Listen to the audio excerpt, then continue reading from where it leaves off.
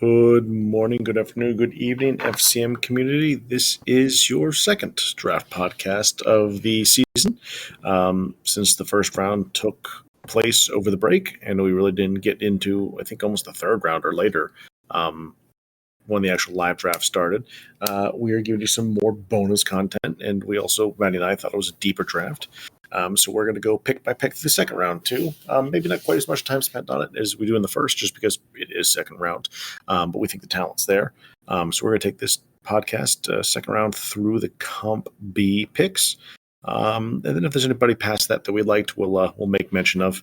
Otherwise, we'll shut up and go our merry way. So, Matt, I believe we're starting here at 33. Is that correct? 30. Or are we at 36? We're at 35. 35. So because George and Tales went through pick 34, right? Thought so. Did we talk about 34? I have no clue anymore. Yeah, me neither. I feel like we didn't. Two. I feel like we can tell we were really prepared for this.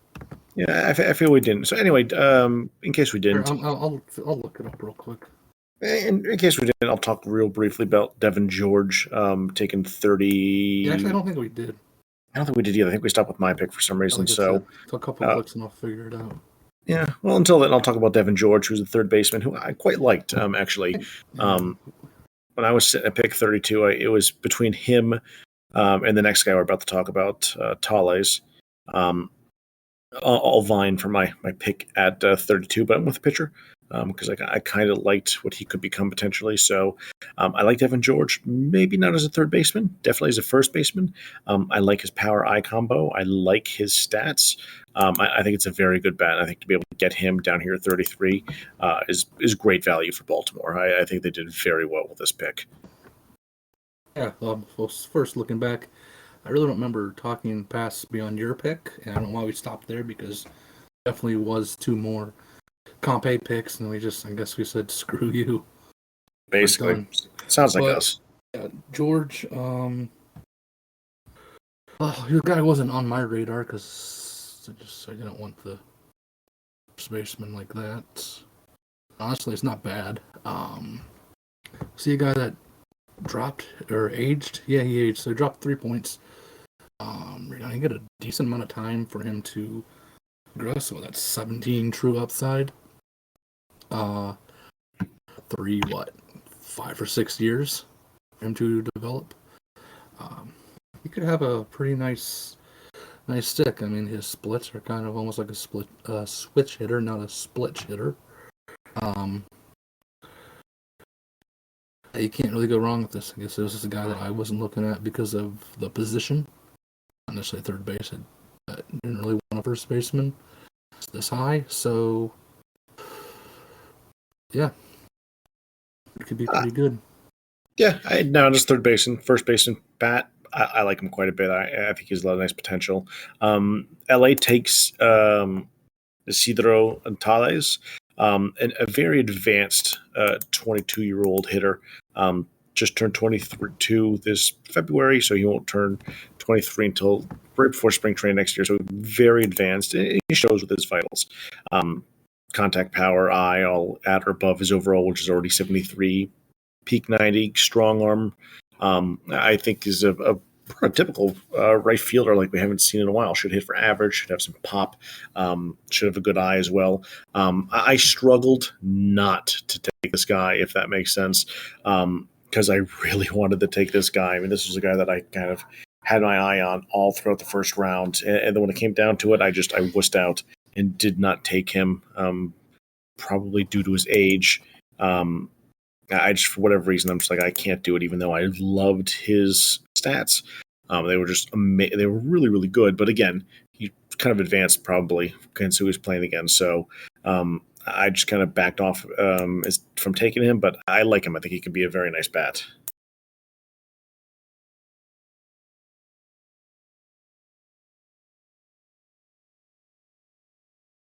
What did you think of him, Maddie?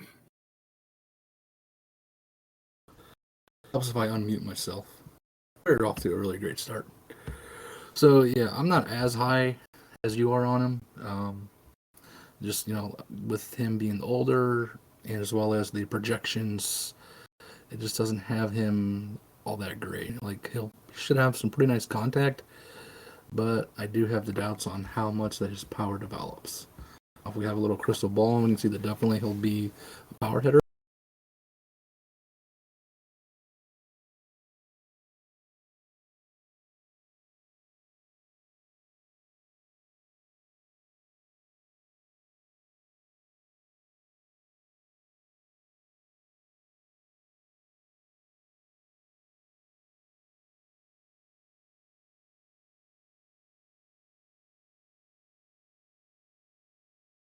Whatever went wrong, and hopefully we'll be back shortly. Until then, we will try to carry on. You back, Maddie? Nope. Yeah, I tried to be. Am I There here? you are. Yep, you're here now. Yep. That's weird. This is going really well. Yeah, it looks like I think my internet just cut out. Uh, Well, one, I muted myself. Tried to talk, couldn't talk, realized I muted myself. Anyway, so, damn, I gotta say this for the third time. So, Tellez, I don't really like him as much as you do. He's older. I think his projection is more of a contact guy. I know that his AMI numbers suggest he's a power guy, but I would expect that out of a 73 power dude. I just think he's the guy that you won't miss because he's not on your team. If that makes sense. it does. Like I said, there was enough yellow flags there for me to go, I better not. I better not. I better take somebody else and just hope that I know what I'm doing. So, and that's what I ended up doing, and not mad about it yet. So we'll see. All right, as the true second round starts, our first pick goes to the Dodgers. They take Tobin Regan, a left-handed flame-throwing starting pitcher, who I like. I mean, he looks similar, but maybe better than the guy that I just took in Mike Clock. Home run numbers are definitely down. I don't really see an issue there. Good fastball, solid changeup. I mean, if you like power lefty builds, this is a nice power lefty build. I mean, I'm not entirely sure how he projects, because don't even see him on my list. Weird. 80, 83, 87. 80, 83, or yeah, it's just why am I not seeing him? That is the weirdest thing. Anyway, all right, so 80, 83, 87. So that's not bad. Not the we had a lot of those builds this draft, that contact, then power, then movement build. Again, I like that type of pitcher, but I don't want a rotation full of them. So I think the amateur numbers look good. I think the vitals look good. I'm okay with this guy, especially because, though, again, I think there's a pitcher that's taken later by you that I liked far more. But all in all, I think Regan's a solid pitcher. I didn't find him because I was looking for Tobin, not Regan, because I'm an idiot. Good God. Regan, Tobin, not Tobin, Regan. That's exactly what I was fucking doing. Good Christ. Be one of those type of people. I have a last name as my first name. But he's not terrible. Not really my cup of tea. But I can see why you like him. Or why anyone would like him. That control, I definitely could believe that it'll get into the low 80s. The power, obviously, it'll be pretty decent. And, of course, we know the movement will shoot up there more than the other ones. So, yeah, solid guy. No home run issues. His movement is a little bit advanced, but not extremely. So, I'd kind of believe that he definitely could be a power pitcher who doesn't give up a lot of home runs. And if he is, he'll be a solid rotation guy. All right, we'll move on to Montreal. Montreal taking Frankie Arito, a 19-year-old first baseman who's left-handed hitting. Shows some pretty solid amateur numbers. OPS constantly in the 8s or above. Pretty good home run numbers, especially considering how many games actually played there. I think there is a fair amount to like here. with a young Frankie. I am worried that his eye does not progress enough. I worry that he ends up being like pretty good contact, really good power, but the eye just isn't quite there. And for whatever reason, I prefer my power guys with a bit of eye. So when I see them with an eye that potentially doesn't hit 80, I just grow a little concerned. Those guys, in my estimation, or experience, don't tend to be the best players or be all that they could be. Like they would not be army guys, if that makes sense. So I like the pick. I like what you could see out of the pick, but that eye for some reason just doesn't. It concerns me a bit when you're looking at an amateur vital and the eye is almost 10 below the power. Then I don't think the power eye is going to stack together like they should, which means the eye is going to end up lower. And I just worry that it doesn't end up being enough to make up the difference for the power. I actually really like him a lot. I think he might even be better than Lucero. I think for exactly the opposite reason of what you're talking about there with the eye. His eye is going to be one of those that's going to make him so selective that he's not hitting homers. And to be honest, I'd be pretty confident with saying as long as both Arrieta and Lucero peak out, I guess at least what they're projected on draft day or pretty close to. So if Arrieta's saying 88 and whatever, he's an 87 and Lucero's a 91, I would go for this and just say that I think Arrieta will be a better power hitter than Lucero because he'll actually hit home runs instead of taking walks all the time. And of course, it's easy to notice the big splits on him. He's a +3 versus righties, and being a lefty bat, that's pretty cool. Yep. I see what you're saying there. Just again, this might be more of a taste thing. It is what it is.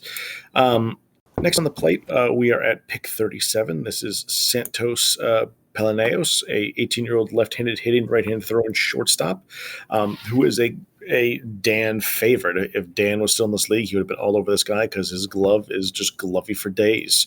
98 arm, 93 range, 91 fielding. Looks like he can play third base as well. Maybe not quite as good, but damn near close. But the bat is the issue here. So the speed is not much. His speed is 75. His base running speed might hit 80 before he's all said and done.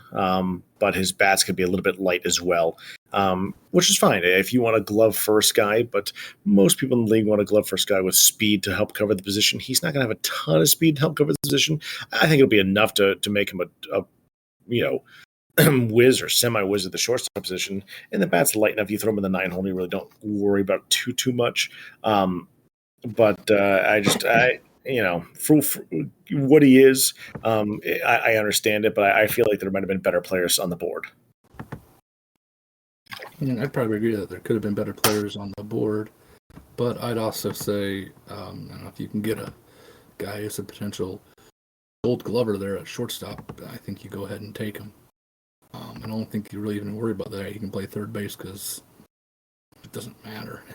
He's a shortstop. That's that. Sure, he doesn't have the really great speed, but at least be in the upper 70s and to go with what will at least be mid 90s range, if not upper 90s range, and an elite arm. I mean, he honestly overall he might be idol-wise one of the best shortstops in the file when he's peaked out. So I'll accept that in lieu of some really, really great speed because he's not slow. So, yeah, can't fault anyone for taking a guy like this at this point. You're probably right, and I know your file liked him quite a bit as well. So, probably tends to overrate shortstops, to be honest. But yeah. I think a lot of us tend to overrate shortstops, to be honest. So, next on the mix is Wayne Mix. Houston taking him next at 38 overall. This is another one of the pitchers that I kind of liked. I looked at really heavily when I was drafting here in the Comp A round.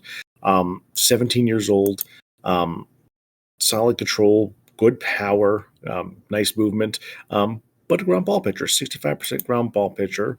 The issue with him is his home runs are all double digits every year. While he pitched 73 innings or more in each of those seasons, that's still a heavy home run number, I feel like. Yes, it's only one in every seven, but I don't know. For a ground ball pitcher, 65%, that seemed a little bit high. And his walks outdid his strikeouts in every single season as well. So, I mean, there's a couple of red flags there with him. I still like him because he's only 17, doesn't turn 18 till the offseason. I don't remember if he's jumped yet or not. I can't recall. I don't have that still in front of me. But even with the red flags, he was a guy that I kind of liked. No, he has not jumped. He's not jumped. Well, there you go. So that's good too. So even with the red flags, like he's a guy I kind of liked. Obviously, didn't go with him, but I think Houston might be happy with this guy when it's all said and done. Yeah, I guess I don't have a really good read on him. He made my list, but he honestly was way down.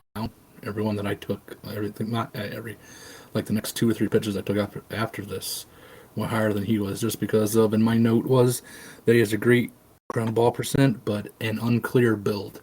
Just not really sure what's going to happen with it. The control is poop.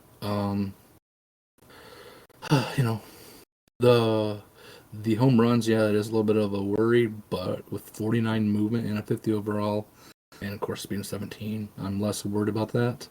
A lot of things can happen with his development, whether good or bad. I guess I would just worry that with how his build is set up, he could be a guy who is kind of trots around the low 70s to mid 70s control and is just not as effective as you would want him to be, because he's not going to be a power pitcher either, I wouldn't think. So, but yeah, you look at the ground ball percent and you're like, well, shit, and he's really young.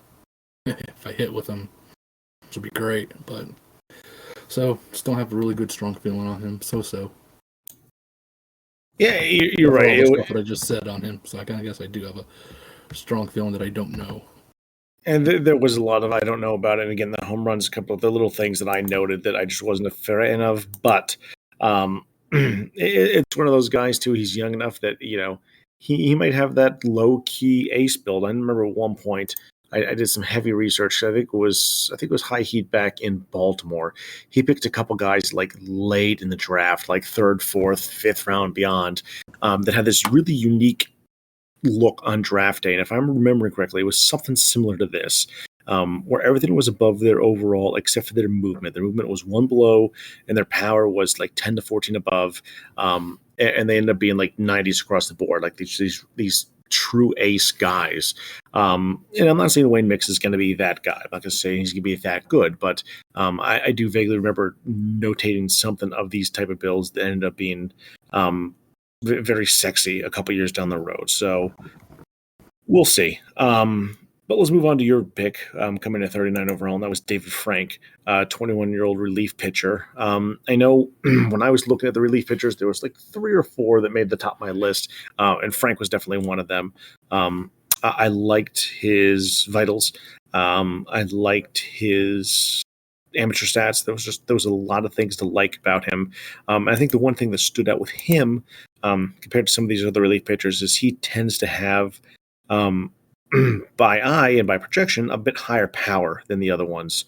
Might not quite get to that magical 70 plus that we really like to see in our relief pitchers, but I know that he had a higher one to go with. A nice control and movement should make him a very nice relief pitcher here in a few years when he finishes off his development. Yeah, we'll see. We'll see if he sticks around as a reliever. I was kind of joking about with my selection that I would make him a starter. That really was my line of thinking, but after what I've picked after this and looking at my system, I decided, I probably have more than a rotation's worth of pitches that I like at the moment. So I'll leave him as a reliever for now. See what happens. Yeah, kind of like you said, the power is pretty solid. I would doubt it would get to the 70s, like you would really want to see. Again, like you said. But nice control, pretty solid ground ball rate, and the big thing is that he only dropped 2 when he aged. So even though he is 21, you got a pretty good idea that he's going to have a good amount of years to develop. So there's a lot better chance of him being a useful major league piece. Yeah, no, I liked him. I also really like this next pick that Boston gets, taking Ron Ascione, 20-year-old right-handed catcher. There was two catchers that I really liked in this draft, and he was the second one. Um, his arm is big. Handling not as good as I would like to see, to be honest. But the arm is what I really liked about him. And the bat was pretty solid. I think the other catcher that was taken in the mid first, Jose Guerra, is a far superior catcher. I just really, really liked him. But I think that Ron is not going to be too far behind.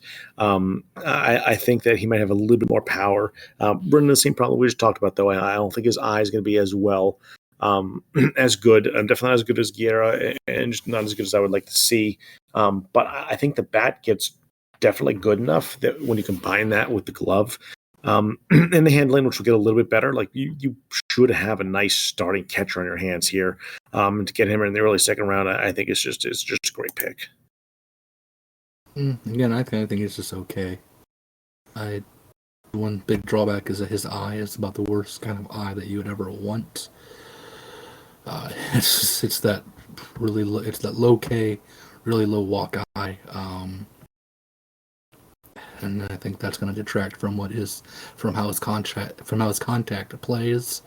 Yeah, he definitely liked the defense, but also can't help but notice he has really, really drastic splits, to the point where it might be easy to find a guy who's better than him versus righties. I mean, I think he'll definitely play versus lefties.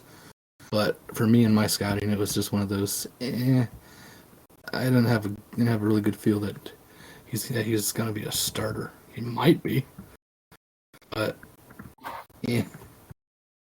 not so convinced that he'll be a starter because of how that eye and those splits will play.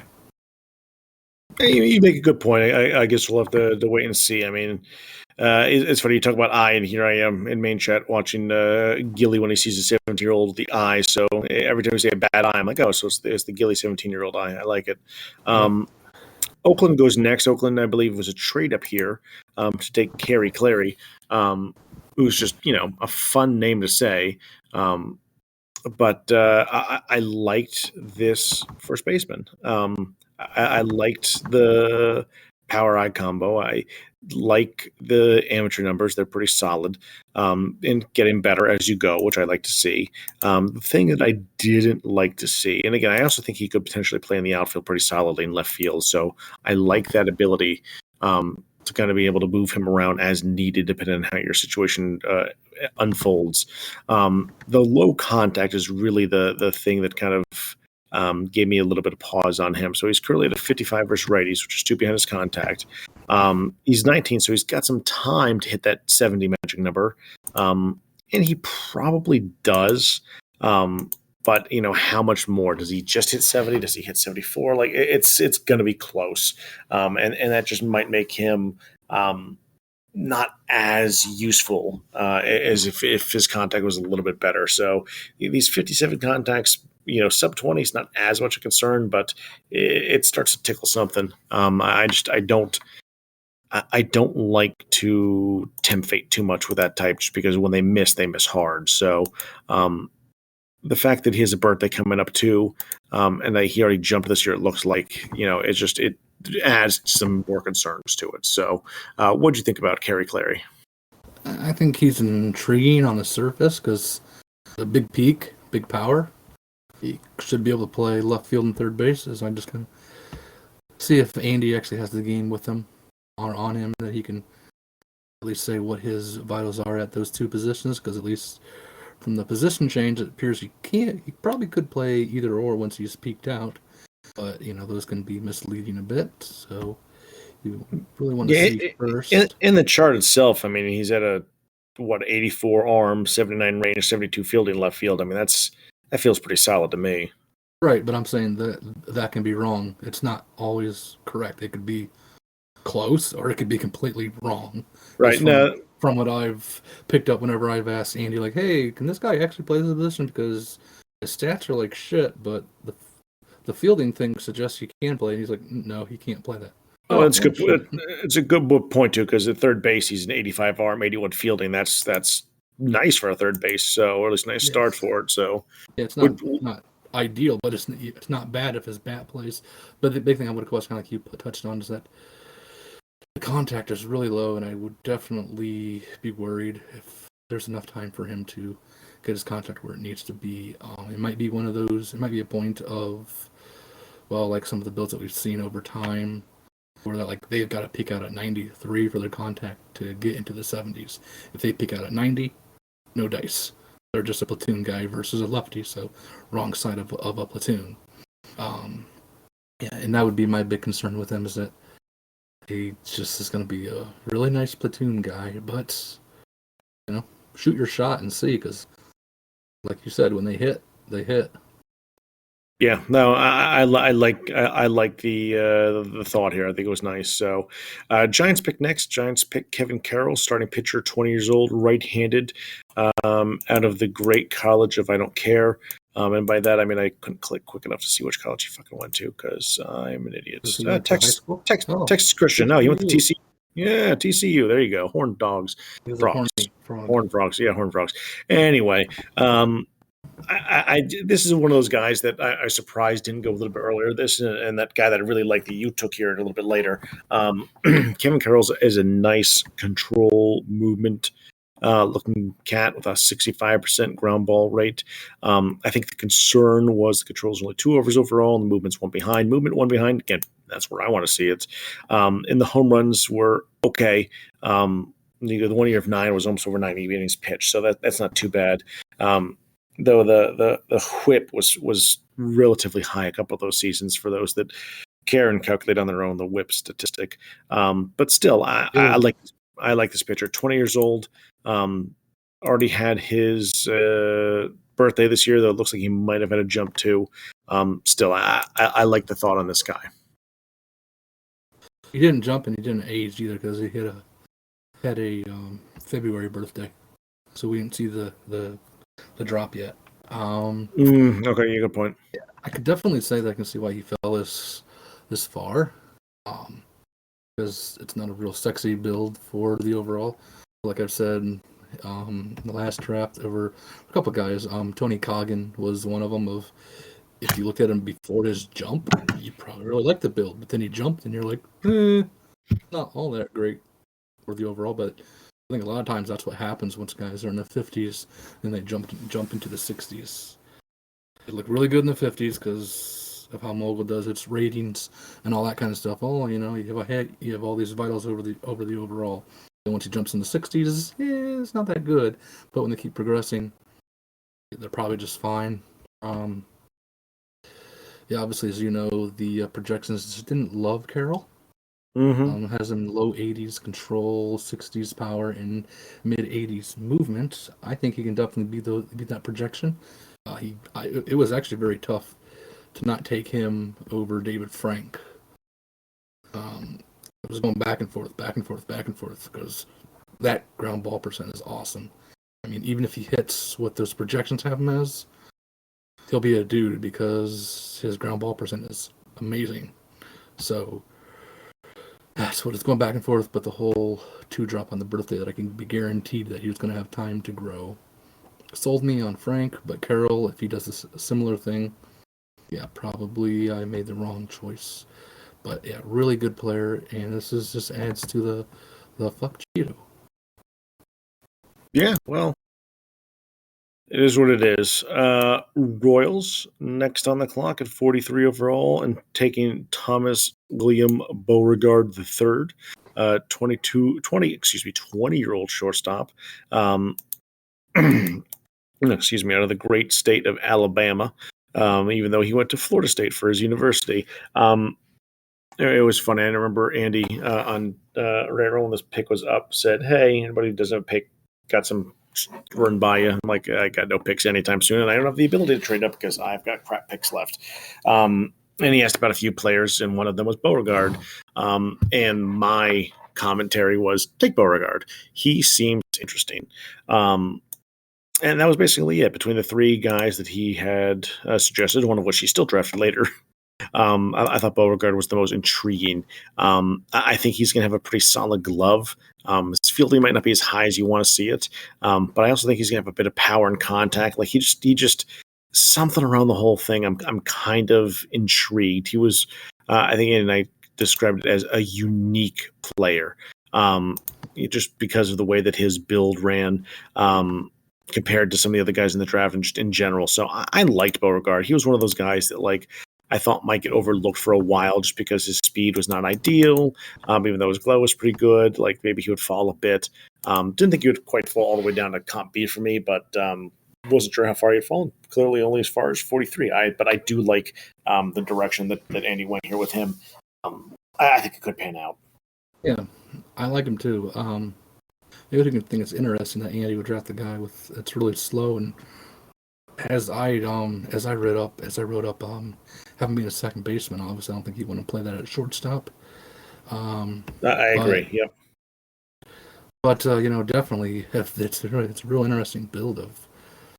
I think he might be a guy who probably won't do anything overly great offensively, but he'll have a little bit of this and that you don't normally see, especially out of a second baseman. That'll have probably 80 plus power, maybe not great power, but anywhere in that 80 to 85 range. That'll get you decent amount of homers from a second baseman. Contact will be decent. Eye will be decent. Range is interesting. I think the range, the projections like the range to get into a really healthy spot. And I guess if you believe the hype and all the upside that he has, yeah, sure, it should definitely get into the lower 90s instead of like this 90-ish. So definitely solidly get into the 90s. Yeah, interesting guy. Pick him up, see what happens. Yeah, he can play third base, but for whatever that matters, stats don't look good, so it's probably not good there. No, I think I think second base. Yeah, just I guess 80 power at second base gets you a decent amount of homers and a lot more offensive production than most second basemen get. So even if you got to take a little bit of slide on the defense, I think you definitely want to do that over. I did that for about a decade. Third base. I did that for about a decade in Seattle with Brandon Anderson. Arnson. He was a guy that, he had nice power and okay enough to play at second base. But man, there was a couple of years that he was a borderline MVP candidate just because second baseman hit a home run. So it was kind of a fun thing to see. But we will not go backwards too far here. We'll move forward to 44, where Washington takes the inverse of Kerry Clary with Scott Gullett, 19-year-old left-handed power bat. You talked earlier about Kerry Clary needing to be in a platoon. I found your platoon partner. His name is Scott Gullett, and he was picked a few picks later. I don't want to say near identical because Clary actually has a much better defensive build. But Scott Gullett has kind of the opposite build. Obviously, he's a power lefty. He shouldn't probably not hit against lefties at all, against righties, opposed to Clary, who should hit against probably lefties, not righties. Together, they'd probably make a pretty gruesome twosome tandem if you're okay with the first baseman split. I know a lot of people aren't, just because they feel like it takes up a spot on the bench. But if that's the way you want to go, not a bad idea to go with these two. Again, Scott put up double-digit home run numbers every year. Pretty good OPS as well. His last year of high school, though, his average dipped well below the Mendoza line, so it's a little bit of concern. And the fact that he does hit 20 here this offseason. Again, just things to think about. But all in all, I like going this way in this part of the draft, taking those big power bats and see how they build out.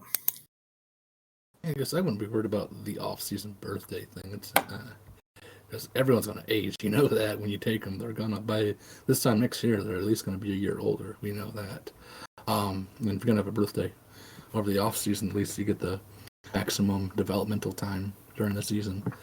I'd rate him up as a DH. I don't think he's going to be quite good enough defensively at first base. Could you stick him there and just deal with it? Sure. But I think he'll be, obviously, with the fielding being below 70, Well, actually had decent range, but far from ideal at first base.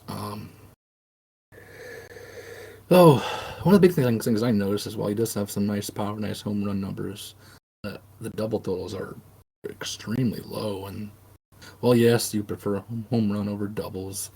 It would seem like a guy who, well, he could hit 25, 30 homers. He might struggle to get double-digit doubles. And do you want a guy who, even if he's a 10 double guy, you want 10 doubles and 30 home runs, or would you rather 25 doubles and 25 home runs? I'd probably rather a guy with more balance because that's more extra base hits. Um, but not terrible. Some decent upside there, but yeah, you got to platoon him, and because he's probably more of a DH. I think I might have been a little early to take him. Well, what about this next guy we'll talk about, which is another first baseman. This one stays also in the NL, going to the Cardinals. That is Arnold Dalber, a 21-year-old lefty with, again, this unique contact power plus eye build. He already had his birthday back this past offseason. I believe it looks like he already had his jump as well. Not going to look to confirm. Just going to say that I think he had his jump. He jumped. He did jump over. He had a January birthday, so we don't know what happened because you don't get the draft class doesn't come up until March 1st. So right, anything before that we don't know. Yeah, I'll say he was not on my list. I had a pretty healthy first baseman like list. He was not on them, just due to his age and the build and kind of everything else. Because he definitely did have that jump. Look at that; it was a 4-point jump. So, it was he was not a guy that I had on my radar. Wasn't a big fan of him. Even after he was drafted, and I kind of looked at him some more in that just long time that we had during the draft. Like I can kind of see what GD's going for here. I just don't know if it's going to quite work out. Like I don't think he's going to hit where you want him to vital wise to be like this really good dominant kind of first baseman type. I think he's just going to fall a little bit short. And just because of that, you're going to be kind of a bit disappointed on how he plays for you. Yeah, I definitely agree. I can certainly see where you like the guy. 70s across the board, and they're all above the overall. But when you consider that he already jumped and how his build likely develops, this is going to be he'll be an okay first baseman, but not someone that you're like, oh, dude, look at this first baseman I need all of your great prospects because he's an MVP candidate. Yeah. I definitely don't see that. I mean, he projects him as a 82 contact, 80 power, 79 eye, or 81 power actually, but whatever. And that's probably where I would agree with him.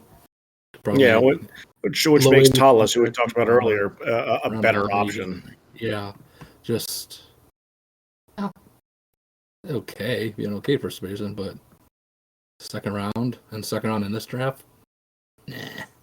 Yeah, I felt this draft was quite strong. I was almost mad at myself that I traded away so many picks because I think I could have done quite well not doing that. But one of your trades. Huh? I was happy with one of your trades. Was it the one that I sent to you? Most likely, yeah. The late pick for cash. Yeah, well, whatever. I didn't feel like sticking around, and I wanted the cash, so it worked out. Also working out was Montreal, who I believe also traded up to 46 to get Victor Huaracha, a 19-year-old lefty left fielder. Birthday coming up in August, so that'll be something to keep an eye on. Interesting bat. Like he had one really good year at 18 in high school. Though the power wasn't there, like everything else was there. The OPS, the slugging, like everything just looked really good. Took a step back in those departments, but a step up in the home run department that senior year. But I just not. This was a guy that I kind of went back and forth on quite a bit during the draft, and ultimately decided that I didn't really want much to do with him. Did he? Okay, there we go. 88. So Um, I just don't know. I didn't like he projects to have a pretty good glove, and a solid bat, but not a good bat. And I'd rather see a good bat out of a guy like this. And I just don't think he quite gets there.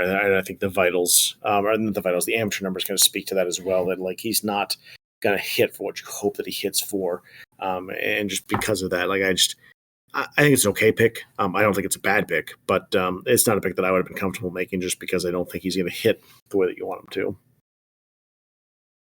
Yeah, just looking it over, it's tough to see if he really did jump or not because it was, or somewhere along the way, it was accompanied by a slight health tick. So that's generally a hint that it's a random jump. But it'd be odd for a random jump to also have a +3 in peak. Just when the overall only jumped 1 point. But yeah, definitely pronounce it. What you said. I see a solid bat with good defense. Okay, I don't really care about that all that much.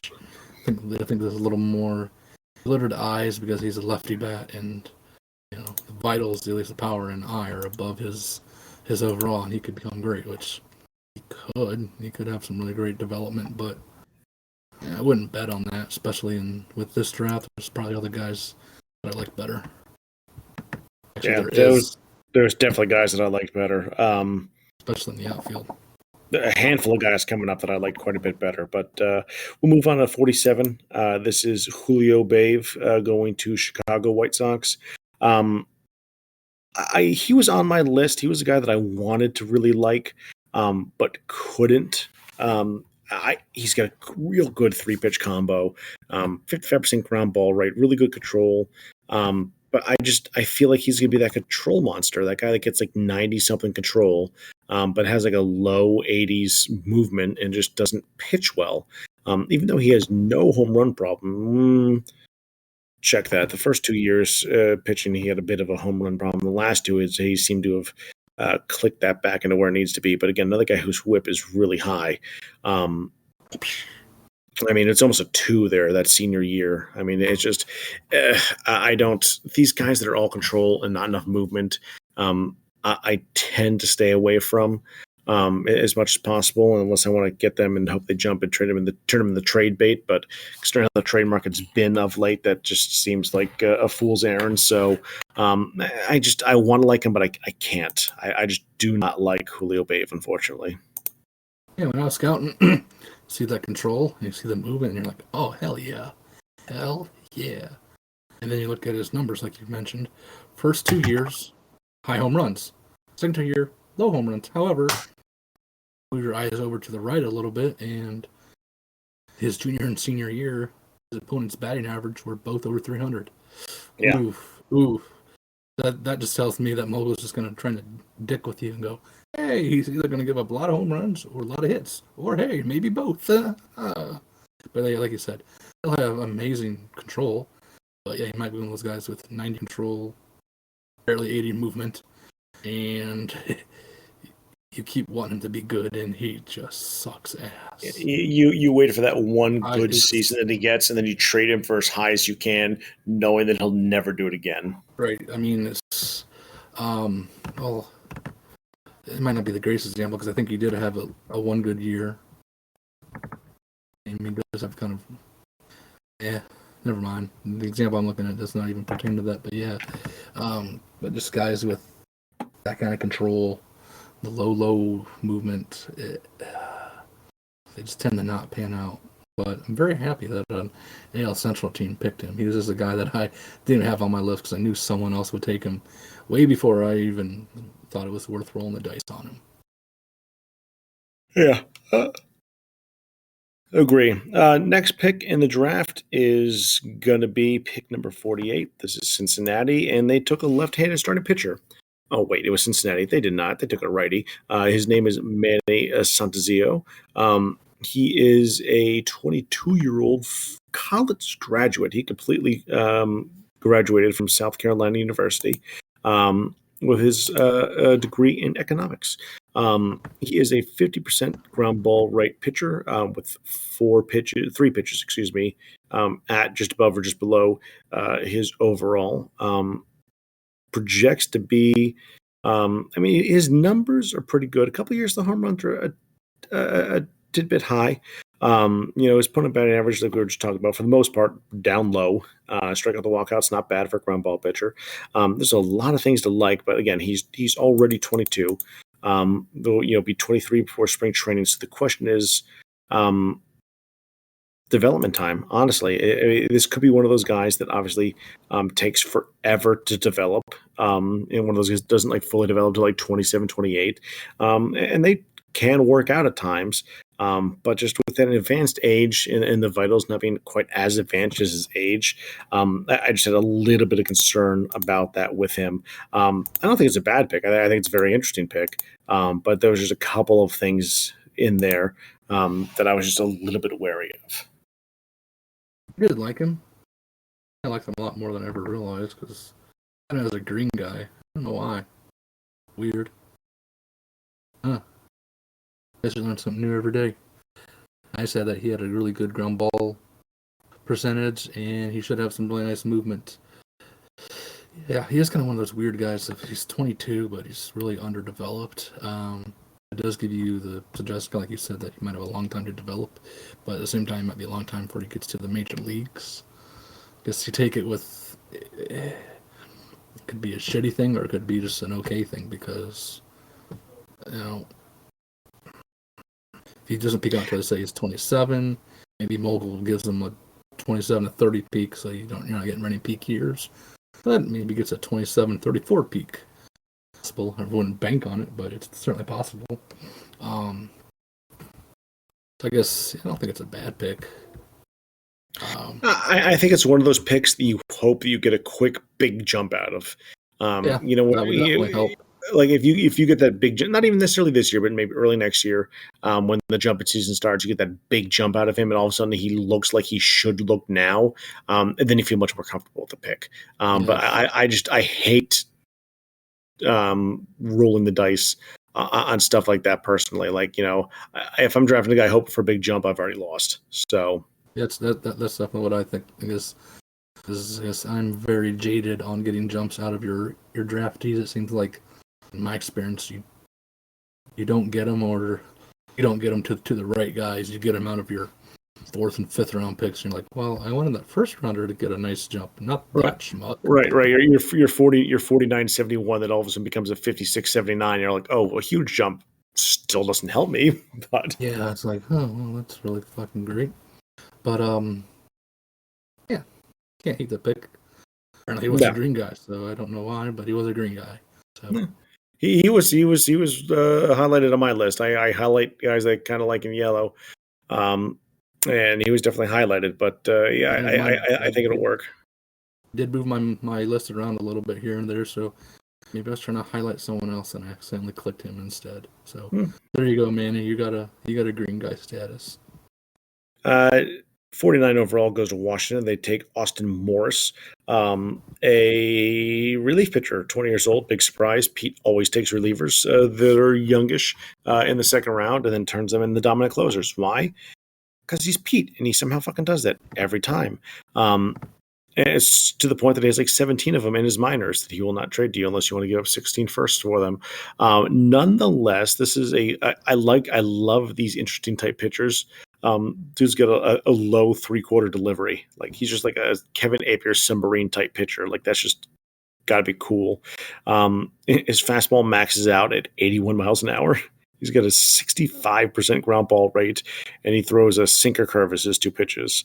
Already has a control at 77, a movement at 64 against his 63.82 overall and peak. I like this guy. There was 2 pitchers on the relief side that I really liked in this draft. The one that we already talked about that you took, and then Austin Morris. Even though his second year in college, his stats were horrific. I think all the years before that were quite good. And there's just something about him that I just kind of dug. Like I think it'd be fun to develop, and it could end up being a pretty good reliever.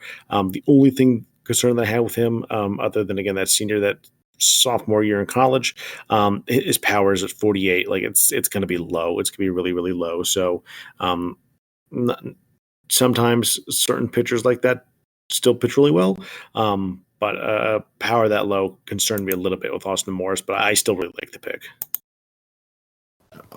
He was a guy that I really liked at first, and he was in that range for me picking at 39. Which pitcher do I take? If one's taken, do I move to a different guy?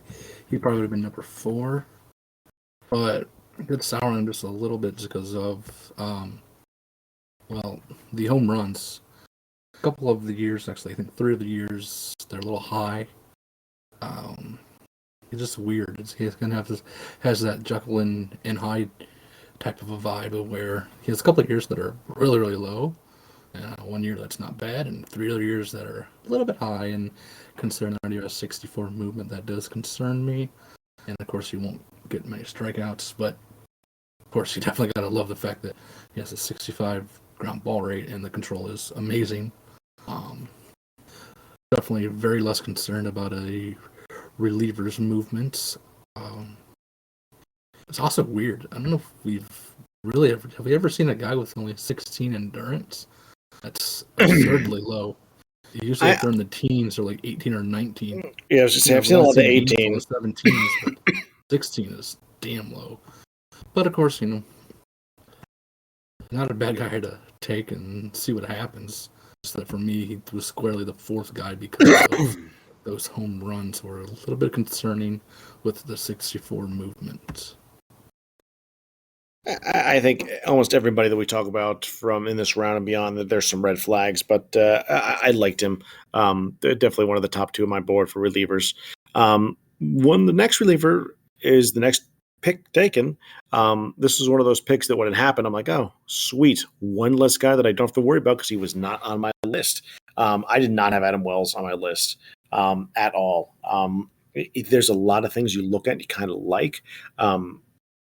That being the ground ball rate, the pitch repertoire, the fact that he's 20, and he's already had his birthday and only had a 2-point drop. So like, there's a lot of things to like until you get to his stat page. Like, I don't 5 home runs in 27 innings does not give me a lot of confidence. He's walking more than he's striking out most of those years. His OBA is quite high in all those years, and his control is 8 below his overall. Like, I feel like this is one of those guys you take because you think you have something, and then all of a sudden he is dead as a doornail 3 years later, and you just don't know what happened. And again, that low birthday peak drop or overall drop, the peak drop, was great to see. But I think that and the 89 health, like, he was not on my list. He was not a guy that I would be confident in taking and thinking that I'm going to get anything out of him. No, I definitely didn't like him. Seeing that our LA GM apparently meant to take someone else, had a little bit of COVID brain when he took him. But so I don't like him, but I'll try and spin it to win it. Why you would take him is because you do have 1 year with only 0 home runs and 1 year with only 1 home run. The ground ball percentage is excellent. He does have upside with the peak drop. He should have plenty of time to develop. And Mogul can do some really funky things with relievers, and they can develop in ways that you never saw happening. It's not out of the realm of possibility that he peaks out, say, an 84, and he has 75 control and like 88 movement. I would not put Mogul. I wouldn't bet against Mogul doing something crazy like that. Yeah, definitely a lot of red flags to not like him, but I think you can make worse wrong picks than this. True. You absolutely could. And again, if you're right, if he hits that projection that you said, like that might be a serviceable relief pitcher. Not as good as you're hoping to take in the second round, but serviceable. And you're right. Picking as he did, you have to really commend the LA GM on getting on and picking pretty damn quick each of his picks, considering all that was going on with him during that time frame. So, hats off to him at the very least for that. Next pick is Arizona. Arizona takes Aaron McGrain, a 17-year-old left-handed left fielder. But this is one of those interesting players that, like, I was definitely toying with the idea of taking him at my comp selection if he fell, just because, again, he is kind of one of those semi-unique guys. Like, he has a nice glove. And his speed is not ideal, but should be enough to definitely help in the field. And the bat, like he has almost a 900 OPS every year, but the one. And there's just I feel like a bunch to like there. I don't think he's going to be a home run guy. I think he's definitely going to be a contact guy with a little bit of power and a decent eye.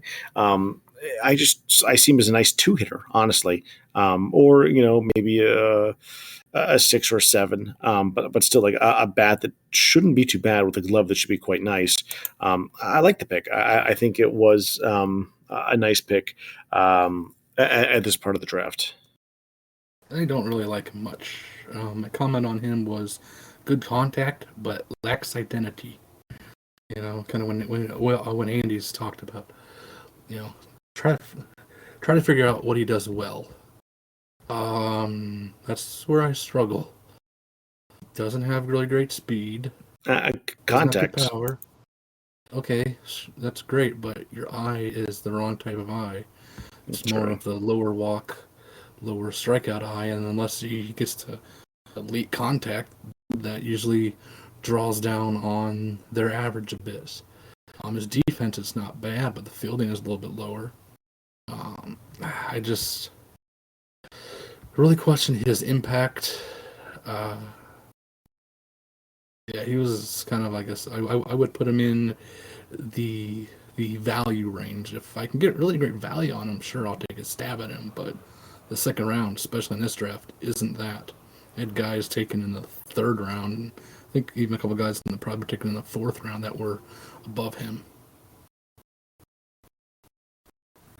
It will be interesting to see kind of how it plays out.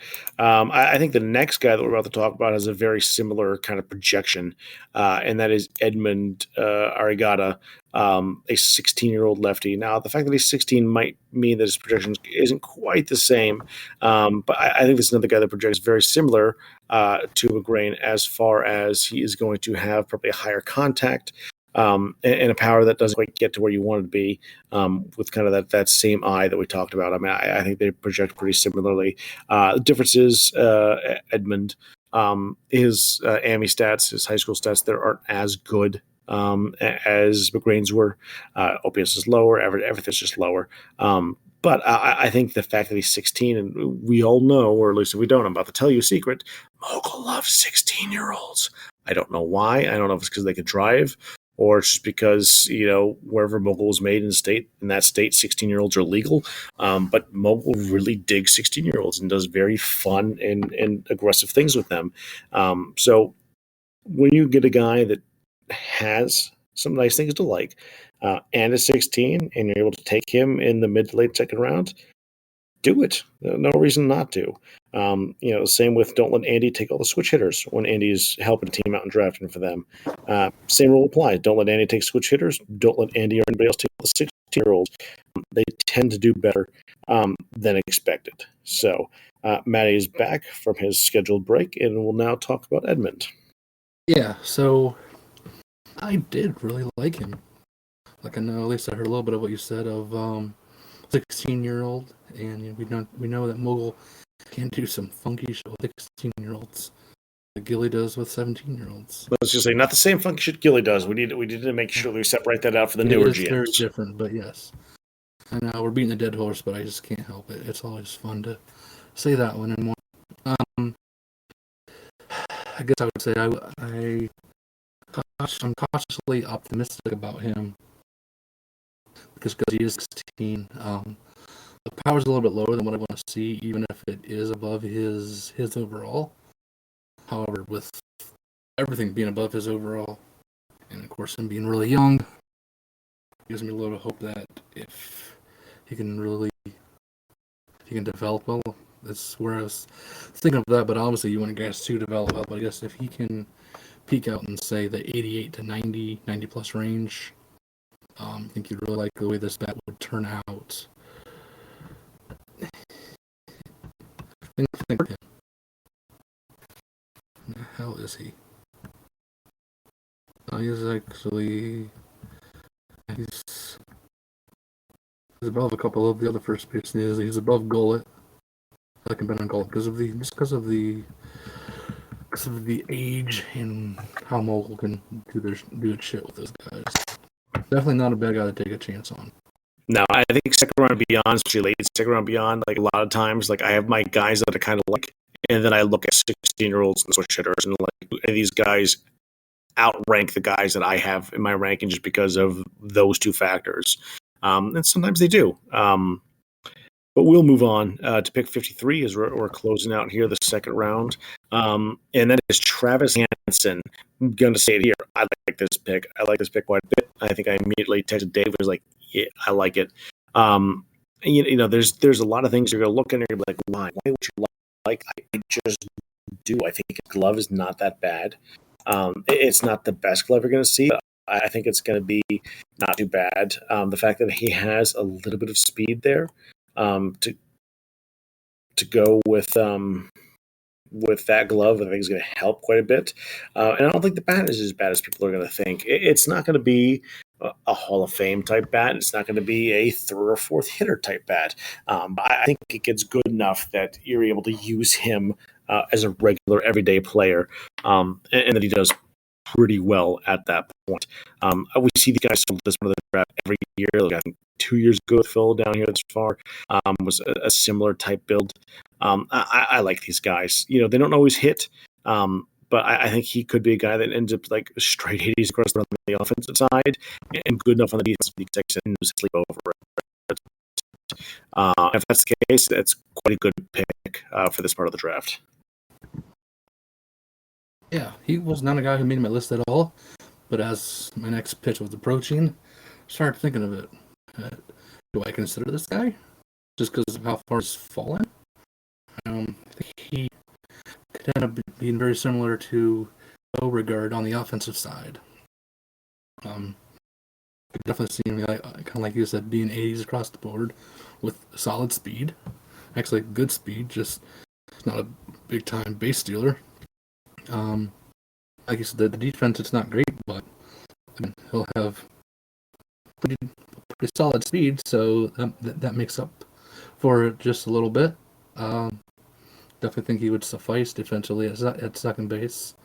Anybody should play. I think might one of those take back and go, maybe not one of those, oh crap, I should have taken him in the mid-first round, but someone maybe with a late first, early second going.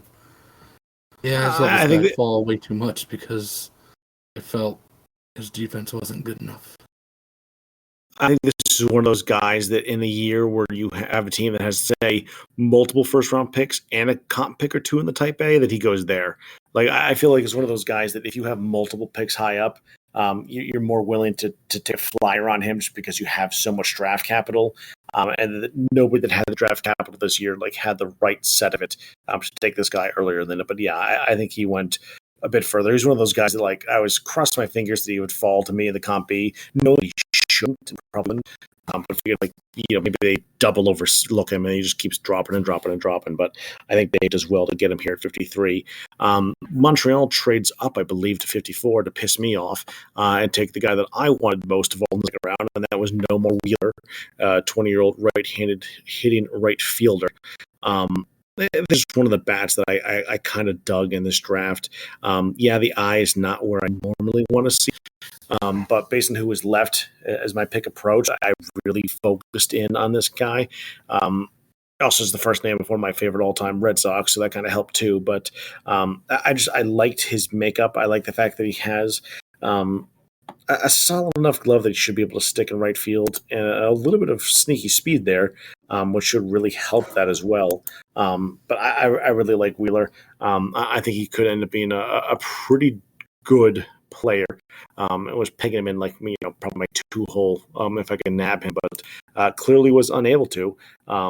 And it fell to Montreal, who will have the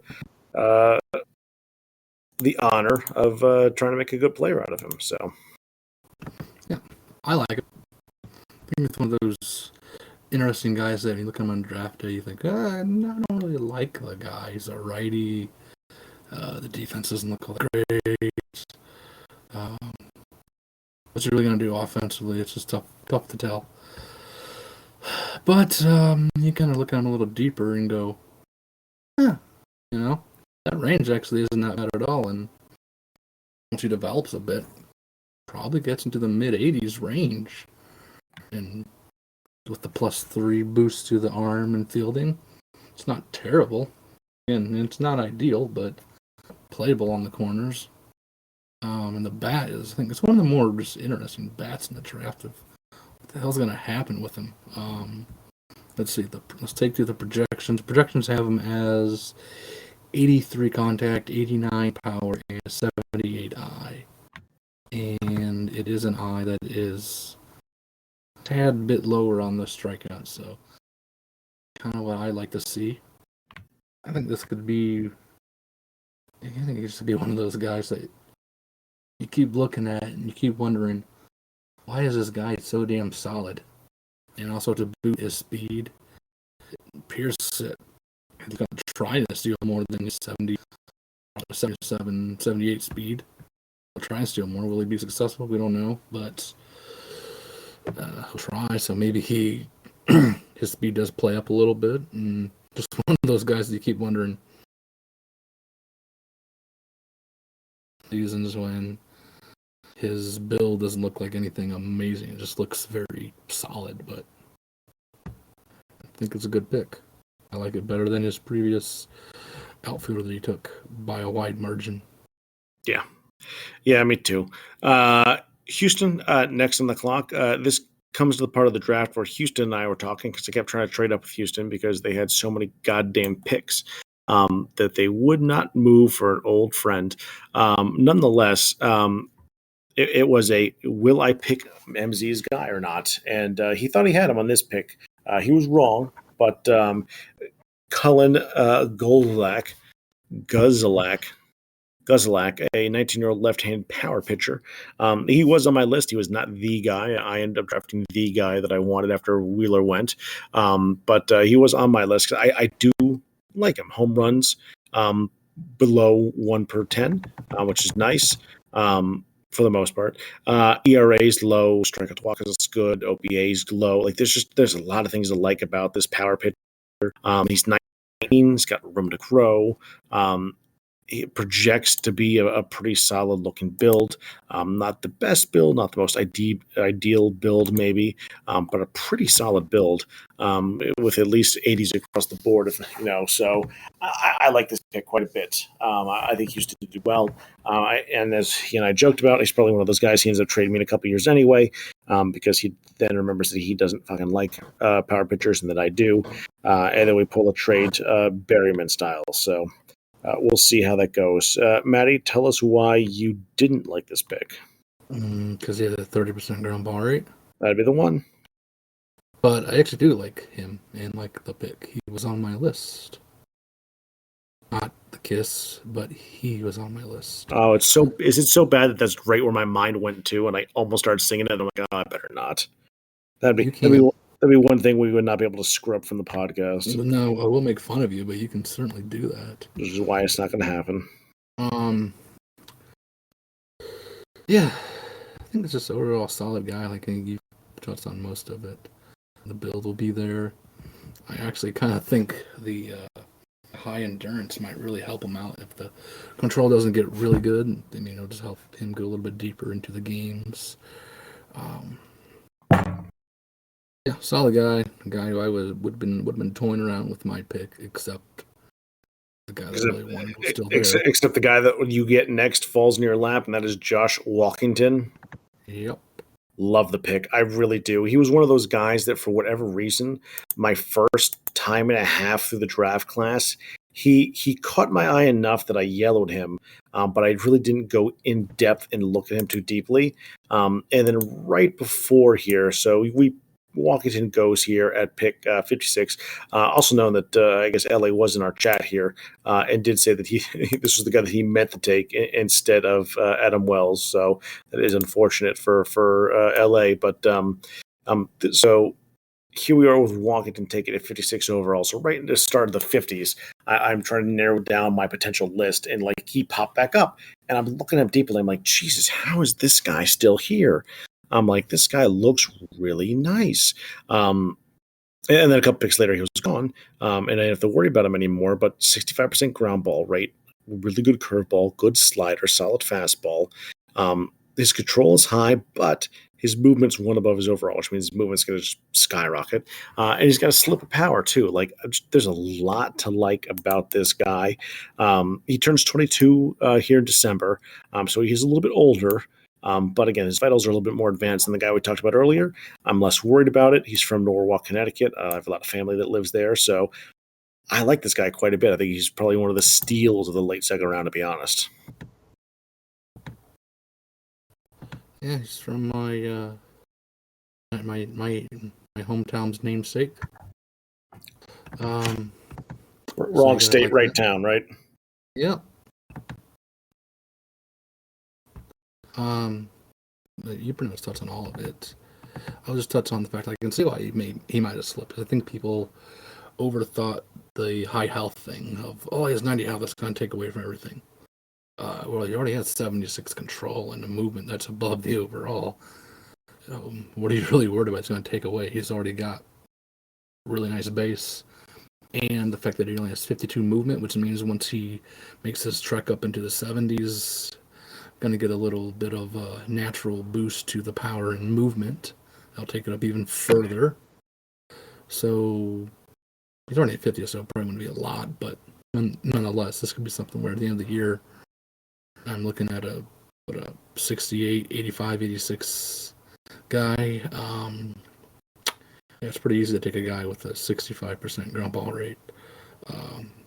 Home runs, a couple of years are a little high, but nothing that I'm really worried about. I think there's enough there that I'm going to hope Mogul doesn't screw me over on that. But I see his floor as a number 5 starter just because of that ground ball rate and control.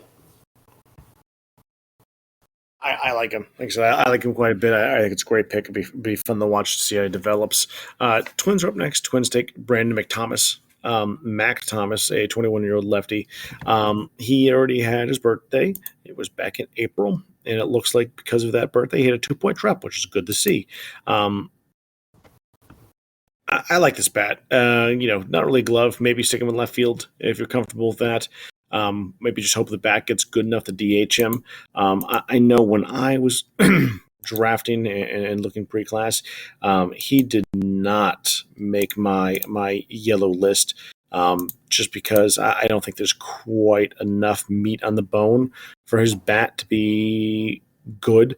I think he falls into that problem that a lot of draftees fall into this year, where like he's gonna have pretty solid contact, a little bit of power and an okay eye, but like not enough that you're like, oh man, this is a kick-ass starter. Like more enough that you're like, oh, this is my ninth man because I need a ninth man, or oh, this is my first guy off the bench because like he's a great bench guy because he has some glove or not glove, but he has a little bit enough of everything in the bat like that. I'm comfortable if somebody gets hurt that he gets played while that sim happens. He's a lefty, helps. But again, not a guy I was super high on. I don't mind the pick, but I think there was better players on the board. Yeah, I don't really mind the bat. But like you touched on, I think he's got a DH. Like you said, you could throw him out in left field, but I think you're someone who really likes pain. A lot of pain. I think that's pretty much it. It's not a bad bat, but not a great bat. You could do better because someone else in your division did do better a couple picks later. Dun dun dun. Oh, Andy, yeah, big fucking shock there. Anyway, we'll move on to the next pick, 58 overall. That is Philadelphia taking Kevin Thurston. A guy that if his overall peak were a little bit further apart would have gone much higher in the draft. This is a 21-year-old control movement pitcher with a 50% ground ball rate, 3 solid pitches. And again, the fact that he is 21, but he already had his birthday and he had a 2-point drop. These are all good things, which means he probably has a jump left in him this year. Control, movement, where you want to see them, they're almost identical. They're above his overall. Again, the 10-point gap probably will spread out a little bit, but it still means he has a low low gaps, which means he'll probably peak within the next 2-3 years. But his amateur numbers are quite good. Home runs don't seem to be an issue. Strikeouts more than he walks. Even for a ground ball guy, low OBAs. Like there's just a lot to like about this guy.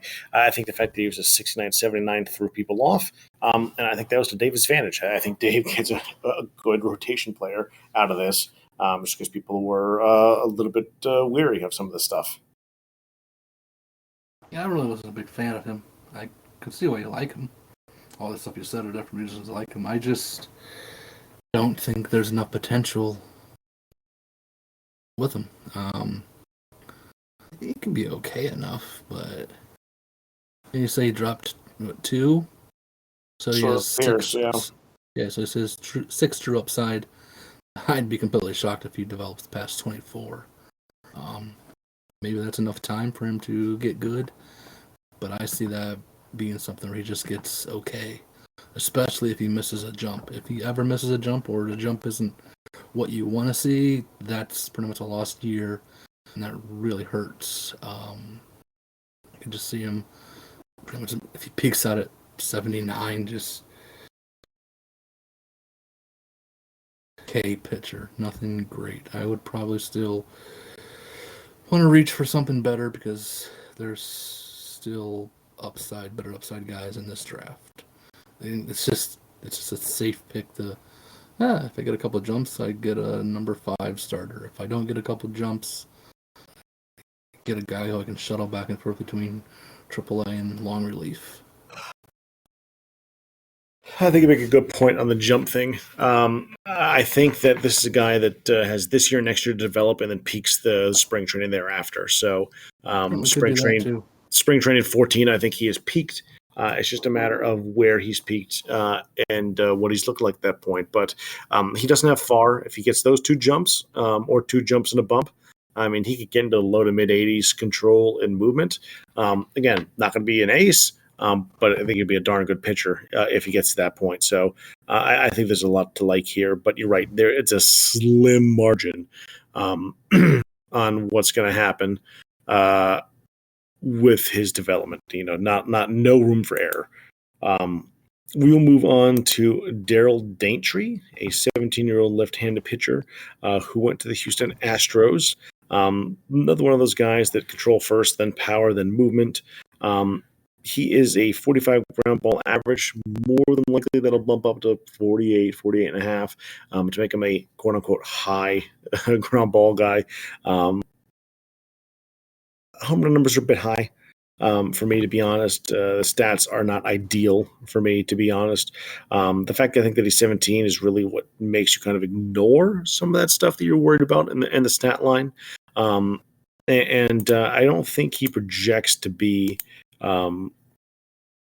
overly good. I think what you have here is a guy that projects to be kind of mid-range average, but the fact that he's 17 and doesn't turn 18 until the offseason, kind of plays to his favor, and you're kind of willing to take a chance on a guy like this, assuming that he's going to hit that ground ball right that you want to see, and the fact that he's young and should have time to develop. So not the worst pick of this round. I think that they probably make a better pick with their next pitcher, to be honest, and an even better pick 2 picks from now with the hitter they took. But I don't think the worst pick that we've seen or talked about in this round. Yeah, made my list, but if I'm being honest, it was below the guys that I took after this, the pitchers at least. I think I only did take pitchers after this, and I'll draw back to another comparison of Tony Coggin. If you look at Coggin in the offseason and Daintree now, they're fairly similar. So if you're like this build now, you might be getting something close to Coggin if he has a nice jump. Probably not that peak, but that overall and build. I think he's solid, decent, nothing to write home about. You see that he's 17 and hope there's something there. Yeah, well, that's really all you can do. So it'll be interesting to see. Again, not No, I think this might be a small miss on Houston's part, but I think they did quite well overall in the draft, so it shouldn't be too big a deal. 60 is Kansas City. 60 is Armando Alimones, a guy that, again, Andy wanted to take way back up in the 30s and 40s, or whatever that last pick was that he had. 19-year-old left-handed right fielder. Again, contact a little low, eye a little low, glove solid. So it'll be interesting to see how this plays out. Jekyll's and hides the shit out of his minor league career. 2 good years with solid average and really good OPS, 2 years of abysmal average and low OPS. Home runs are relatively steady throughout. So it'll be interesting. It'll be interesting to see how this goes. I know when I was arguing for Andy to take the shortstop instead of this guy early on, I said the shortstop's more intriguing than him. Like he was a guy that I had yellowed, but I really was not interested in taking. I think we saw a similar bat earlier, and I can't remember who projects to have good power, low contact, low eye. This almost honestly, I think he ends up looking like an inverse Nomar Wheeler to an extent. Though I think Wheeler ends up with a better bat, maybe a lesser glove, but a better bat. So I don't dislike the pick, but he was not my top outfielder on the board still. I like him a lot. A lot. Because I'll just say this. We'll do a little game here. If both Mark Tremaine, I'm going to go all the way up there, Mark Tremaine and Alaminos peak out at a 90 overall. My projections have put out Tremaine as a mid-80s contact, low 90s but squarely in the 90s power, and then a close to 80 eye. And of course, the defense is very predicated on the big arm, and the range and fielding are not good. Now, Alaminos, if he gets up to a 90, he'd be 73 contact, mid-90s power, and a mid-70s eye, with the range up squarely in the 80s and a very solid mid-80s arm. If they both get to 90, I say I like them equally. So the point of all that is, this is something where it was just like, for me, it was, damn, I really don't need an outfielder. I already took one in the first. And before that, I had 3 guys that I really like. I just felt I needed to go to beef up some pitching. But I will have to wonder, did I just let a guy go, especially to a division team that could be really damn good? Again, the eye it's a lower walk, but also it's the lower walk, higher strikeout eye, so there's no fear of him being too selective at the plate. He'll hit home runs. This is a guy that Andy should have taken a lot earlier and left the other guys for someone else. But it's kind of strange with all the other outfielders that went before him. Why weren't you looking at this guy? This guy has mega power written all over him. And even if he only peaks out at 86, he's probably still getting to 90 power. Especially versus righties. I think he'll start. But again, just not my ideal outfielder just because of the lower eye, even though he's going to have tremendous power. And he should probably be a pretty good player. But again, he was on my list, but there was guys that just had ahead of him. So Matt Frank is next off the board at 20. This is the Houston Astros once again taking a 20-year-old right-handed pitcher. This is that build that I don't like that we talked about earlier. High control, low movement, solid power. His numbers for amateur aren't too bad. 1 or 2 years, the home runs are a touch higher than I'd like to see. But it's a build that I generally try to stay away from. He did make my yellow list just because he might be okay, but I mean, the guy that if he hits 90s control, he might hit 80s power movement. But again, those pitchers just don't tend to pitch really well in mogul in my experience. So I like the hope shot, but I just not a way that I would have gone with it. Yeah, I'm not a big fan. He didn't even make my list just because of when you have guys that look like that. Really high control. someone else is going to take him before I feel he's worth it. So don't even bother with him. Yeah, the projections have him at 89 control, 78 power, and 79, 80 movement. One of those other really big splits where I think he's either going to get beat up by the home runs and or the opponent batting average. And seeing that he has there's like say only the 1 year that's really high in the home runs, but power will be probably solid. But I still take him as more of a finesse build. Whenever a finesse build has a low ground ball rate, it's a concern. So I don't really give a shit about him at all. Yeah, not the biggest fan. I do like this next pick. Again, shocker, Washington taking a reliever. Washington taking Uzmabito Uno, 19-year-old left-handed relief pitcher. He was third or fourth on my relief pitcher list. I really did dig this guy. I can't remember if there was talk or not whether Peter would stretch him out to a starter. I wouldn't. I'd leave him as his reliever. I think he is a pretty good reliever when all is said and done. Like the pick, not surprised. Again, people need to watch Peter, but they don't. He takes relievers in the second and third round, usually hits on them, and then takes power bats in the fourth round and beyond, and usually hits on them too. So Peter doing Peter things, and everybody falling asleep at the wheel. Typical mogul draft. What'd you think about Uno? Well, Or Ueno? Uno. I don't know how to say his name, but whatever. Yeah, the home runs are pretty low. You gotta like that. The ground ball rate, you gotta like that. But then you scan over to his name, and you're like, oh crap, it's an Asian guy. Gotta cross him off my list. That sucks. Is he Asian? Yeah, he's Asian. Oh shit! Yeah, look at that. Yeah, so once you see that, you go, nope, not touching that. I'll gladly let the 1 out of 18 Asians and mogul be really good. I'll allow that. I'll overlook them all just for that because they have bad juju on them, and mogul is very racist against them.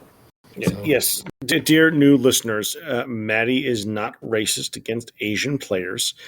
He just thinks that they're terrible, and he'll never pick one. Exactly, mogul is racist. Yes, they have very good food. It's not Maddie, it's mogul. But to be fair, there's a fair amount that don't do as well as you think they should. So Maddie has a theory about it. Much like Jermaine has picture theory, Maddie has Asian theory. So neither are offensive, and both are perfectly fine. At 63 overall, Houston takes a guy that I liked quite a bit in Kent Fairley, a 16-year-old right-handed hitting left fielder. I just like this guy. He doesn't really have much of a glove. He's probably going to end up being a DH. So you have to hope that the bat gets good enough to be a good DH. But like all of his vitals are above his overall. He's only 16. We know how mogul just adores the little 16-year-olds and just loves pinching their cheeks and all that shit. Again, projection-wise, it's hard to project 16-year-olds because I don't think the projections aptly project them. He doesn't project to be the greatest player due to that, but I think the fact that he is 16, has time to grow, has got a lot of good positive things going for him. I think this ends up being a pretty good player. I'm trying to remember the player.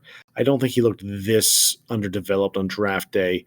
Guy Peter took center a while back, but this guy kind of vaguely reminds me of him. I don't think he was. I think center was a much higher rated player, but I want to say that he was similar as far as low glove, kind of a similar build. So if you look at Jacob Center currently on Detroit, probably under a massive contract. Oh no, his contract ran out and he went to Japan for a little bit, and then came back. That's so cute. He is the nope. I'm sorry, he's in free agent. He's in Japan right now. Oh, he's the guy I think you kind of see here. Maybe not quite as much speed, but I think this is a guy that you kind of hope for when you draft this guy. A Jacob Center type bat. Not a guy that is going to be a world beater, but he's going to play well enough that he gets a big contract out of it one day. Well, if he develops into a Jacob Center, it'll take at least for a few years because there was a time when he was a damn nice bat, hitting well over 300. Not a lot of home runs, but a shit ton of doubles, and everything that he did was very valuable to his team for at least, well, what I'd say from when he came up in '01 through, well, probably through '06. You'd probably take all that.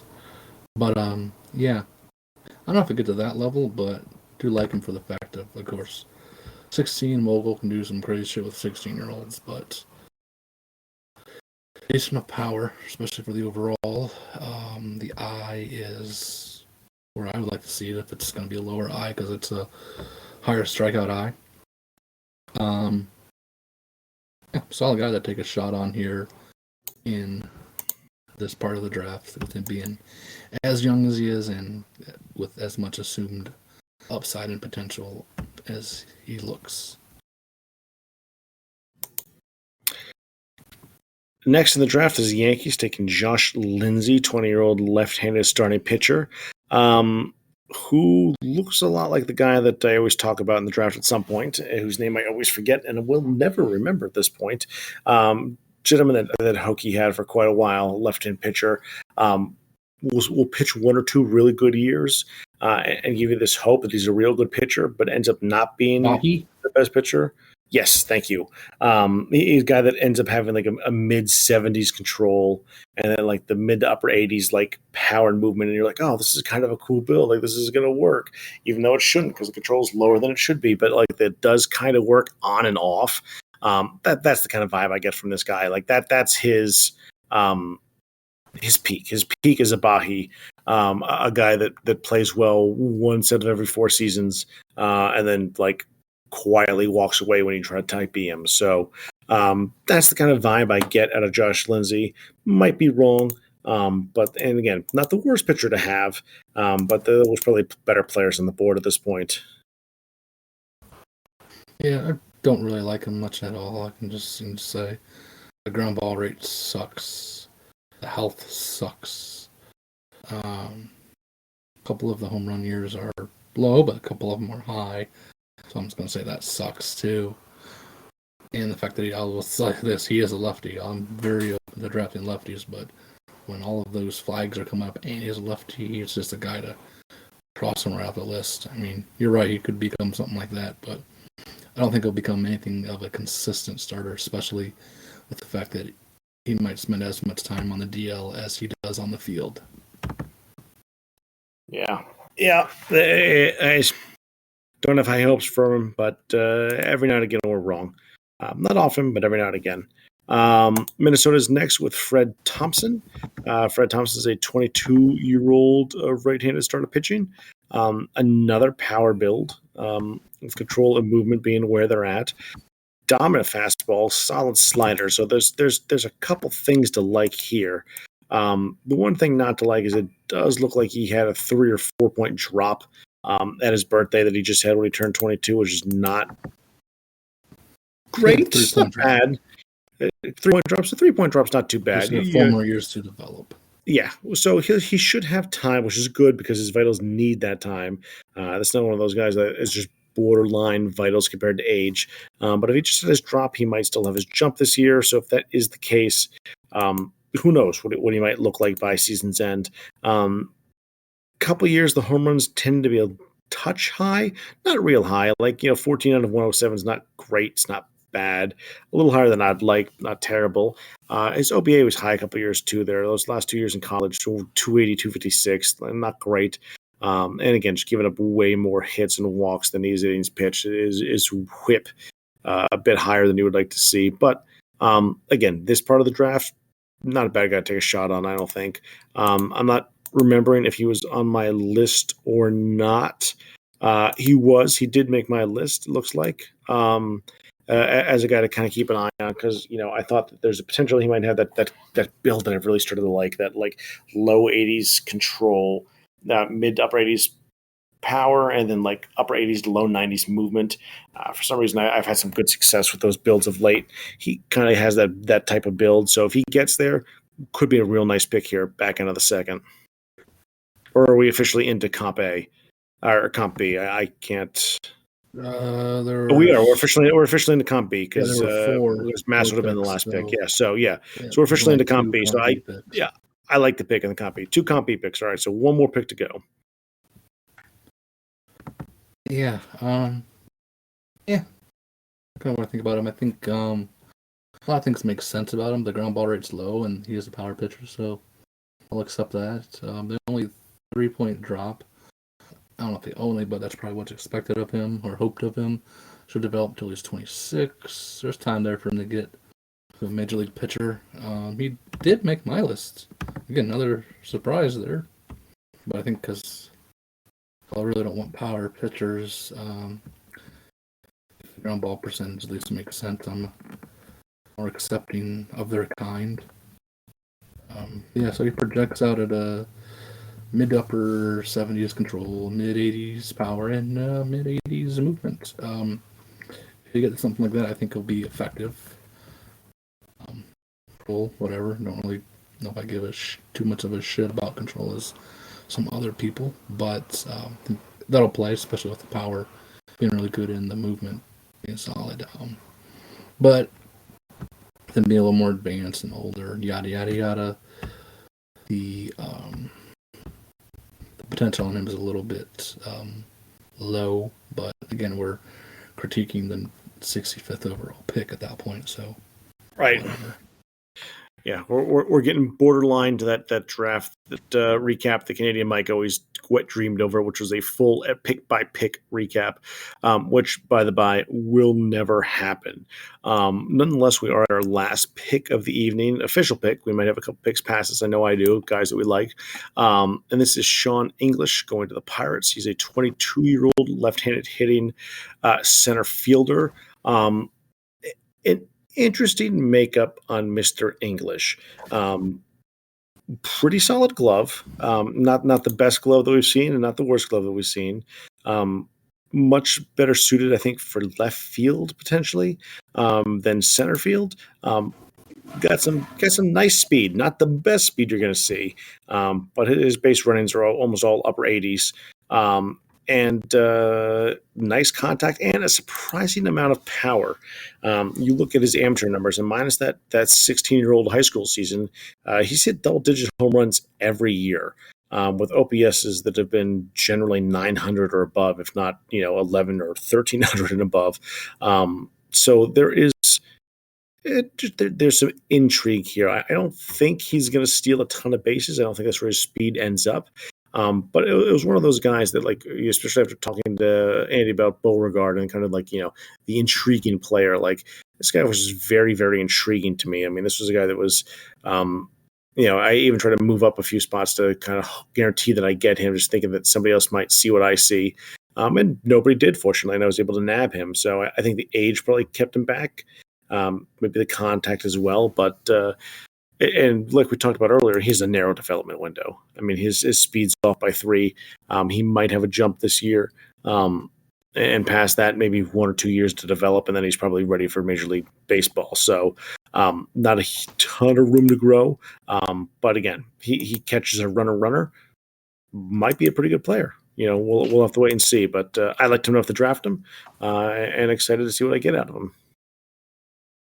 Yeah, I think I had him on my list because he only has 8 upside. Not enough to get me excited. Definitely see what you were saying with the speed. The speed's really nice. I think I'll get a decent amount of steals. The defense, I probably would play him at center field because at least the upper 80s range, if not 90, and mid upper 80s speed. The bat, well, it should play. I don't know. I guess I don't know how much I take away from his amateur numbers just because of when you're that overall. I would expect your numbers to be good. But I think overall, if you get some time for him to develop, have yourself a solid outfielder, left field, center fielder, whichever you prefer. If not, you wasted your second round. Comp B, you probably call it 4th round pick on backup outfielder. Yeah, well, yeah. There's a good chance that I spent my free pick that I got from letting an outfielder go to pick up an outfielder that will be worse than them in the same position as fourth outfielder off the bench. It is what it is if that happens. So, all right, that wraps up our main part of our podcast. And real briefly, a couple names I'm going to throw out there. Not going to talk a lot about them because I'm tired and fuck you guys. Nonetheless, Houston taking Jeremy Merrick a couple picks later at 70. He was a guy that I heavily considered. I like him as a low-key second base option. I think the glove should work and the bat might be good enough to play. Alan Trump, Boston took 72nd overall. I think I remember hearing some bitching and moaning that nobody got to him first. Speed is 80 on the base running. Glove is phenomenal. Considering some of the guys we saw taking a similar style, this guy looks like he could literally play anywhere and be phenomenal at it. Like, good Lord, like he's just a utilitarian, like a super utility to a person's wet dream. The fact this bat might not be that bad either is making me wish that I'd almost taken him instead of English. Like there's a lot to like there. Past that, Ray Trembath by Chicago Cubs. I really like Trembath, probably because I had a Trembath that might or might not have made it to the Hall of Fame way back when I was with the Giants years and years ago. KC took Stu Green. Big fan of Stu Green. Really like that bat. He was a guy that I actually considered taking up top instead of my guy.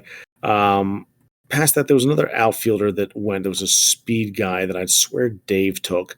And it was funny because I was thinking about, not selling my pick and seeing if I couldn't nab him, but I thought there's no way he falls as far as he does, and now I can't find him. So, Matty, were there guys that you liked past the end of the second round there? Yeah, a couple speed guys. One of them being Phil Brian Wallace. Allen. There it is. Brian Allen. Nope, that wasn't him. Fuck. Brian Allen's pretty much a platoon guy versus lefties guy. Yeah, no, that wasn't him. Phil Wallace, I'll probably get to him. I have a couple guys to highlight. Okay, yeah, I'll let you go. Just relax. You've heard that a time or two from a young man, haven't you? More than a time or two, yeah. Yep. Okay. See what we get to on this podcast, you newbies. It's like this all the time. So yeah, Phil Wallace, lots of speed. That base running makeup is phenomenal.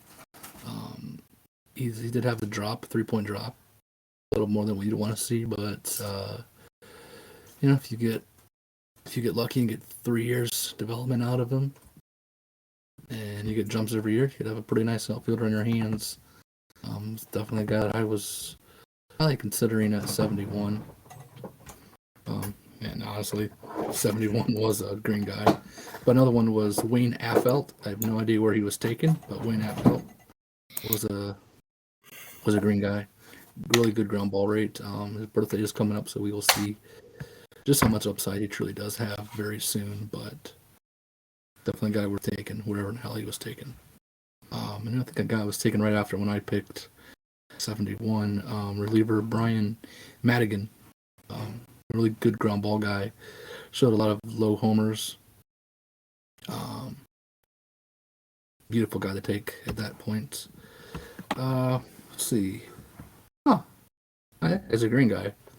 And very tease of a guy. Mickey Infield. I like that guy just because he had amazing defense. Deceptive speed is what I have down here. So I think he was a guy who had a lower speed, but probably steals more than what you think. Honestly, what I thought about him was, it's like the perfect GB pick from not GD, but GB from the old Tigers. This is a guy that, if his offense gets there and is decent and has really good defense and speed plays up, he'll play a lot better than what you think. No, that was my pick. The other speed outfielder that you might have been thinking of, Adam McDermott. Mm-hmm. He was the pick who I kind of thought, when our resident Puerto Rican was wanting to trade up so much to get this guy, to get a guy, I thought he might be taking him because guy has what I listed out as contact, speed, and range. It's kind of like the trifecta of center field.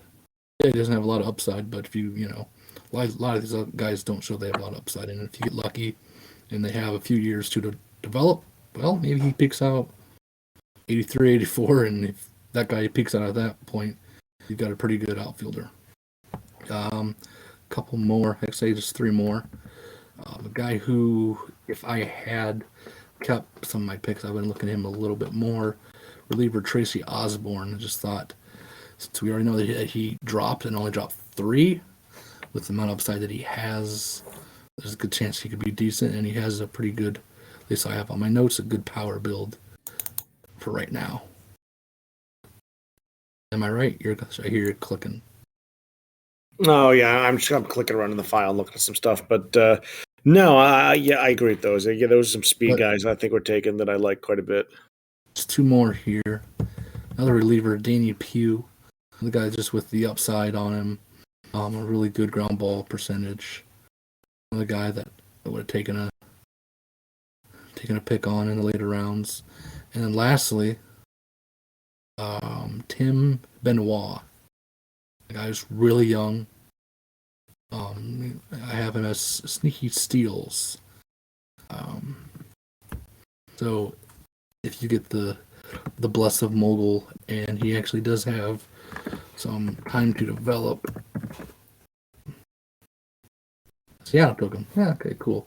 Yeah, so he's gonna have like about 80 speed, but he's 93 steal tendency. So he's gonna at least try to steal a lot. And at least as far as the amateur numbers, he's only been picked up twice in his career. So if he is at all successful and the back can somehow develop, yeah, you can have yourself a decent corner outfielder. Not bad for, well, that was 103. Okay. But still, yeah, definitely worth taking him at that point because of the age.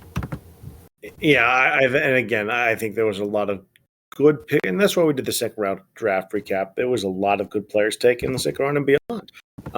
Maybe not the best draft class we've seen, but definitely a deep draft class. I think a lot of talent in it. So, good draft. It was nice for everybody to be able to take their time, kind of spread it out over a couple of weeks. I think that did everybody some good. So yeah, I think that definitely helped. Just with, I mean, helped that it actually was a pretty good draft because kind of get people's interest. If it was one of those weak drafts, we might not have gotten as far as we did because people weren't as interested in either trading up. I mean, there was a lot of movement going on, and the break helped, and just the fact that it was a good draft, people were like, yeah, screw it. I'll give up a lot more than I might normally give up because I really want this guy. Instead of being like, I don't care. It's pick 35. I'm going to take whoever it is, and it'll be what it is. Right. But yeah, bad drafts, you get more reaching. We didn't have a lot of reaching for the first 2 rounds. Very minimal, if any, reaching through the first 2 rounds. That usually doesn't happen. So, all right. Well, from Maddie and myself, from all of us to all of you, good night and good luck for the rest of the season. Sim 5 should be tomorrow evening. So, first sim we've had in a few weeks now. So, be excited for Sim 5 coming at you tomorrow night. And again, we'll see you all next year. Good night.